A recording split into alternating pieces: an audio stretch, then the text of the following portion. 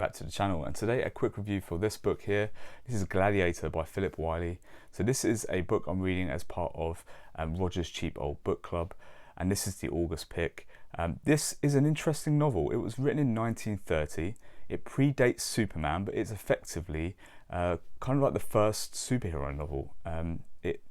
Its main protagonist has been medically altered to have what basically is in effect superpowers. Basically, they're trying to make a human have similar qualities to an insect, where they are much faster and stronger than they would normally be.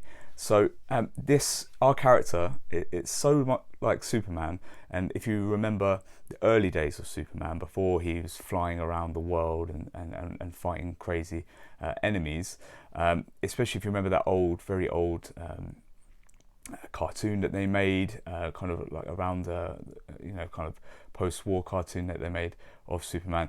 This character here deflects bullets. He can run faster than a locomotive. He can leap over tall buildings in a single bound, and that is the essence of his powers and what makes kind of the story interesting, because it's kind of like a life story up to a point, and it is very moment to moment through the certain periods of his life. But it must have been an inspiration for Captain America, in my opinion, because first of all, he's medically altered. He goes on to fight in what is World War II, but this was written before World War II, against the Germans, as a super soldier, fighting through the trenches, just like Captain America. It's so many things must have been inspired by this book. And it's very interesting that Philip Wylie kind of predicts World War II. He predicts Germany attacking France and creating another world war before it happens. So it just goes to speak about the tensions of the time as well, I think.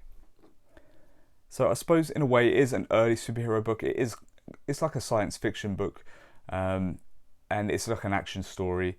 It's not a book of amazing writing, but it is a book of like amazing events that have been put on page.